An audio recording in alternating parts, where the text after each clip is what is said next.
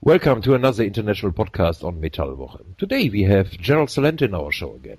Gerald is the director of the TrendsResearchInstitute and publisher of the TrendsJournal. Many consider him as one of the top trend forecasters in the world. Without any further delay, we connect over to Kingston, New York to Gerald Celente. Welcome back to our show, Gerald. Oh, thank you for having me. Gerald, I know that you are in the last preparations to publish a new Trends Journal. Maybe you can give our listeners a short overview. What are the main topics of the coming one? Well, first of all, it's 60 pages, advertising free, and plus illustrations. It's a real beauty. And the top trend, unfortunately, that we're looking at is war. And of course, now we've seen the French now are in Mali, and things are still heating up and getting worse in Syria. And now the Saudis are clamping down in their provinces as well, Shias that are revolting in some oil-rich areas. And then, of course, we have the problems still going on in Bahrain and in Yemen. And Egypt, of course, is unstable as well with the new Muslim Brotherhood government. And when you look across the world and you look right what's going on in Europe with these draconian austerity measures that have thrown so many people into poverty and pushing people into crime, you can see destabilization taking place. And here's France with, their economy teetering on recession, Hollande extremely unpopular, and they have that new neo-colonial dig going on, going back to, what did they call it before, French Sudan? Yeah, French Sudan from about 1896 to 1960, and maybe French Sudan again. And, of course, it's the United States with their AFRICOM unit in there. And it really has nothing to do about freedom and democracy. It has to do with all the minerals and natural resources and roots that they want. So it has nothing to do with bringing freedom and democracy to the impoverished people of Mali or anywhere else. And then what we're looking at is when you follow this story, and the reason I'm bringing it up, is because as the French fighter jets are bombing the hell out of the place, the Islamists are saying that they're going to attack France. No kidding. As we used to say in the Bronx, payback's a bitch. So what we're looking at, you see, Michael, is more and more volatility worldwide, and the worse it gets, the more governments clamp down on their citizenry, as we have right here in the States. So that's the bad news. And on the economic front, we're looking at more of the same but worse. I get a kick out of these reports that keep coming out that say things are getting much better. We just heard from Mario Draghi, of course, from the European Central Bank, saying that things are improving, the worst of the euro crisis is over. And now, of course, we're seeing the data coming out of Germany and yes. how there's a downturn. Was it down? The economy dropped, 0.5%, I believe? Is that accurate? Yeah, you're right. There's no recovery, and all they're doing is pumping more money into the systems. And not only the United States, now they have the new prime minister over there in Japan, Abe. And what did Abe do? Abe has now pushed the Bank of Japan to loosen up on the dough. Same thing in China. All of these projects that are going on are being funded by the state. So the economy is more of the same but worse, but going toward flashpoints. On other issues, on a more positive issue, we're for the people that are really in the entrepreneurial spirit, we're looking at a new millennium style of education. I wrote Trends 2000 back in 1996, and I came up with the term interactive U. And remember that 1996, the internet revolution really didn't kick off until around 93, 94. So this is pretty new for the time. And what's going to happen, and as we're looking at it, for example, this past Christmas, children's toy sales were down. Kids are buying more iPads than toys. So the point being, for better and for worse, these kids' minds are wired different. Nobody's ever grown up like this before. So the educational system's going to have to they don't have to readjust, but they will readjust. It's a whole new different methodology of learning. And what we believe is going to happen, and this is really groundbreaking at a lot of levels, just as you saw in the old days of industrialization, where you would have these massive factory floors, kind of like China, where you have all of these people putting together assembly line pieces. And then it broke down into smaller units as robotics became more efficient and machinery took the place of machinists. The same thing is going to happen with the teacher business. You're not going to have as many teachers needed anymore. You're going to have more highly specialized teachers teaching masses of children via the new wired technology. This is only in its early growth stage. It's an infant. It's just being born. So that's another new exciting trend. Gerald, I saw that there are some universities coming up now on the internet offering education for free. And they came up with a concept that they say, oh, look, especially in the States, students are full in debt. So we should give them all the lessons for free. I learned in my life there's nothing for free. Yeah, they'll come up with some gimmick. But even so, what it has done, it's broken the paradigm. And it's now making it acceptable. And, there is free, for example. Yeah, there's a cost to it. But when you look at the cost, for example, in the United States of going to university, on average, a kid gets out of college and owes $27,000. I mean, come on. What are you kidding? Yeah. What did you get for that? That's on average. I know a young girl that I know, she's 23 years old, and she has $120,000 worth of debt. So the point being, Michael, now the internet, for example, it's almost like the new Alexandrian library. How many of us, when we need some information, go to Google or Wikipedia or wherever and scour the internet for information? So, yes, it's free at some point. There's a cost at another point. But I really think this is a whole new paradigm. I saw yesterday an article published by the New York Times with the title Live in Red. So they are talking about people who cancel already everything. They cancel the cable, they skip the air conditions, they ration the cell phones, and they are more and more in debt there. So that is the other coin of the medal, huh? Yes. Look, this country's going down so fast. Hey, listen, we got wars to fight. We got drones to send out. We don't have any money for the people over here. I'm telling you, it's a disgrace what's happening over here. Not far from where our place is in colonial Kingston, New York. It's a mixed area over here. You go a couple of blocks away, it's a different world. You say, oh, my God. It's really third world. As a matter of fact, it gives third world a bad name. And I mean that. I mean, these people are out of their minds. They have no future. They have no education. They have a mother that's whacked out on meth. They don't know who the father is. And they're drugged out. And what is the government doing? They're giving them more drugs. They're putting them on Ritalin, Zoloft, rather than facing the social issues. For my next question, I have to introduce a little bit longer, but I like to give you a chance to explain and also to give a straight answer, because I know that you will give a straight answer. There is a lot in the news right now regarding gun control in the US. I know that you were very depressed about the massacre in the school of Newton, where 28 very young kids got killed. On the other hand, I know it because I watched your trend in the news. You got very angry about Piers Morgan's propaganda show on CNN about gun control and where he called the US Constitution a little book and the right to have arms absurd.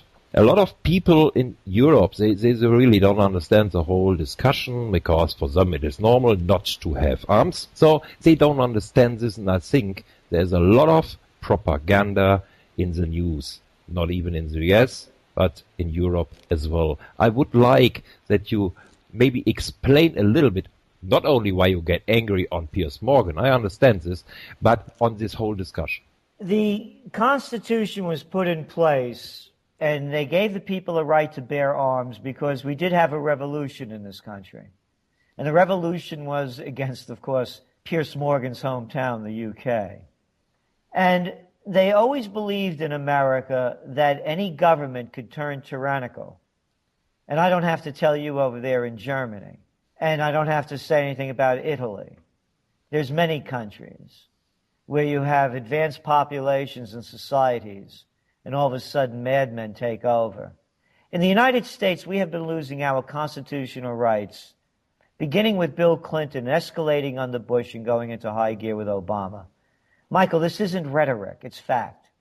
They've taken away, right now, they could be listening to us right now. Matter of fact, I could get arrested after getting off this broadcast with you because El Presidente of Los Estados Unidos could declare me talking to a terrorist over there in Germany. That's right. My having connections with a terrorist. I have no writs of habeas corpus. What does this go back to? What, the 1300s? I have no lawyer, no charges. I have no trial. I can't even contact anybody. As a matter of fact, the military could come and take me away and kill me. That's right.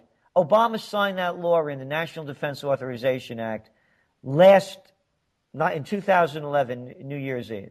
They also passed laws of warrantless wiretapping. They could wiretap anybody. They can follow anybody anytime they want for as long as they want. And they can now do algorithms to determine whether or not you have a criminal disposition. That's their rationale for watching everybody. It's one right after another being taken away from us. This is just another right. I will give you an example. Now, gun control. There are over 300 million guns in the United States. 80% of the violent crimes caused with guns are caused by gangs. And guess what? They're all illegal guns. You take the guns away from the people, the criminals have them. There are 300 million. Gun control will be as successful as Prohibition was, as successful as their baloney war on drugs. That's cost over $1 trillion and made trillions of dollars for the criminal industrial complex, the prison industrial complex, the private prisons in the United States that have them filled up with people for victimless crimes. It will be a waste of money. And finally, yesterday, they just sentenced someone in New York City for setting a woman on fire in an elevator. The same day, someone burnt down an apartment building in New York City as a revenge against his girlfriend and killed her and some other people seriously wounded. I got an idea. Let's ban matches. No, really. I mean, I say only one match in a book. What no one's talking about, Michael, are all of these psychotropic drugs that every one of these lunatics have been on. The ones that the big pharma is selling. Every one of these people, you look at the mass murders that have happened in the United States, Columbine, all of them, every one of these kids where they're releasing the records was whacked out on either Zoloft, Ritalin, Prozac, you name it. And the other issue is, why didn't the mother have the guns locked up when she has a lunatic kid in the house that's already a problem child? So guns aren't going to solve the problem. In New York, they just now have they're only allowing you to have 7 bullets in a magazine. Oh, that's going to make a big difference. What official jerk came out with the number 7? I'll tell you who. 7 official jerks, or maybe a whole commission of them. This will do nothing. It's a culture of violence. Listen, Obama's sending drones into foreign countries every day. You want to talk about mass murder? How about Vietnam? How about Iraq? How about Afghanistan? How about what's going on around the world? And who's doing it? Obama, Cameron, Sarkozy, and Blair before them. And now the Germans are sending troops and Patriot missiles down to Turkey on the border of Syria. You want to talk about mass murder? Let's start from the top. The fish rots from the head down. It's a culture of cruelty. And the world leaders, listen to that little weenie over there, Hollande, talking tough about what he's going to do to destroy the Islamists in Mali. What's he going to do? That little wimp couldn't fight his way out of a paper bag. He's setting other people to go do mass murder. Who are they killing with these airstrikes? Oh, no, these are bombs that only hit Islamists. Civilians? No, they're only collateral damage. It's hypocrisy. All these liberals screaming out about gun control, they need leader control. I agree. I agree completely on this with you, Gerald, and I just want to bring in, because we have different listeners from different countries as well. Germany is heavily on exports on arms as well. The easiest way, I learned from history, Gerald, the easiest way to enslave people is by destroying their currency. Is this something what we are watching? More and more, every government is trying to devalue its own currency, of course, to stay in for growth for the exports, of course. What's your view on the dollar?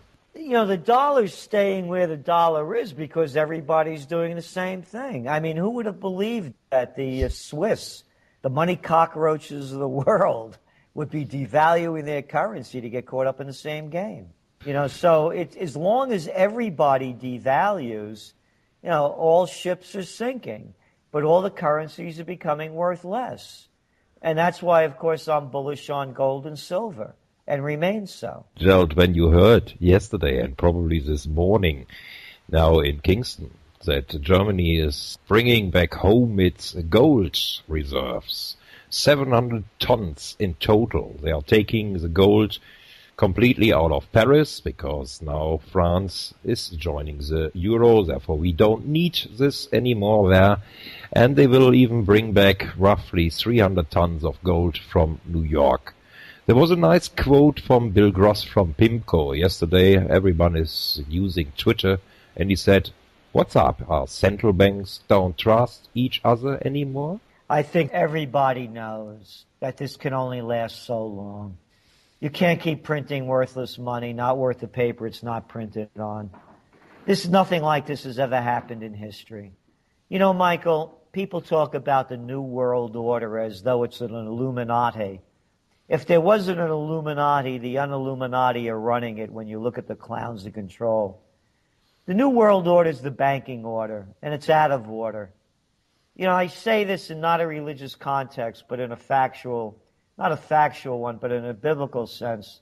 You know, the story of Jesus Christ driving the money changers out of the temple. And when you really think about it, I mean, this is the Prince of Peace. He picks up a whip to drive the money changers out of the temple. They were destroying the people back then, and they're destroying them once again. They've only changed their names.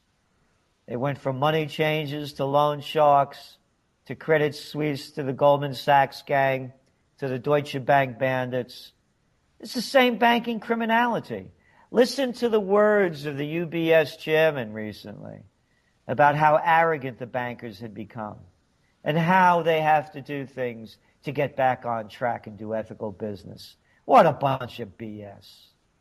And who could get away with it? Have you seen one head roll? They rigged the whole LIBOR scandal. The whole thing has been rigged. They're rigging interest rates. They're rigging everything.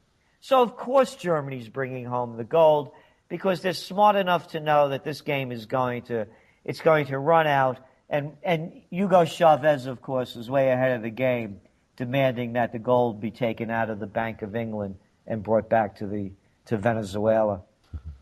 Any news from MF Global? Yes, good news. Looks like we're getting 93% back now. Last time it was 80%. So, and there's word that we might get all of it back. Funny enough, but the last thing I heard, there's still no trial going on against Corsino. Well, there shouldn't be. What's wrong with you? He's one of them. He's a white shoe boy. They don't get it's justice, Justus, just us. Look what they did to this poor kid that committed suicide in the States, that wanted free access to the internet and hacked into some sites, how they hounded him. Look at the wars that George W. Bush started, and Cheney and Rumsfeld and Blair on fake information. There's no war trials. There's not, as I said, under Obama, not one head is rolled on the banking scandals. All they do is get fines, and they're fine because those fines aren't very big, and their lives go on just the way they are.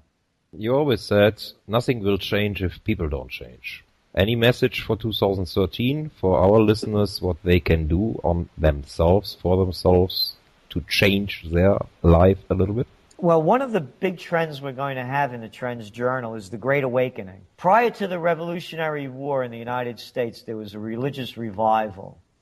And part of that revival was, there were two elements of it. One, that you didn't have to have one church. You know, the Puritans were very tight. They were the first group here. And then, of course, the Calvinists came, the Huguenots, a whole bunch of different groups. And it started loosening up. Okay, you could all have your own religion. And then the next level was, and that there is no hierarchy to tell you how to attain salvation, if you believed in salvation. And that it was really up to you. It was the life that you lived. And how you behaved on this earth would bring you into the past, whatever the past was that you believed in. From that came the American Revolution. It was also the realization of not looking up to nobility, that their blood was no better than anybody else's. It wasn't royal blood, it was just plain old blood. And the people revolted against the king and the noblemen and the lords. It was the same as what's happening now. We have a new nobility. Listen, every time your chancellor, prime ministers, or presidents show up, it's red carpet time. It's that they roll them out. It's a big deal. They have all these clowns dressed up in these costumes. They salute them. It's a whole show. Nothing has changed. So the message is for everybody to rise to the highest levels, for everybody to really find the greatness within themselves, for everybody to bring that special gift that they have and keep working on it and making it better and better and trying to do the best they can, to do as much as they can for as many as they can, but beginning with themselves, from themselves to the community, from the community to the region, from the region to the state. When the people change, everything will change. That's my firm belief. Gerald, if people want to subscribe to the Trends Journal, what do they have to do? TrendsJournal.com, TrendsJournal.com. This was Gerald Celente, Director of the TrendsResearchInstitute and publisher of the Trends Journal. Thank you very much again for joining us on Metallwoche, Gerald. Hey, thank you, Michael.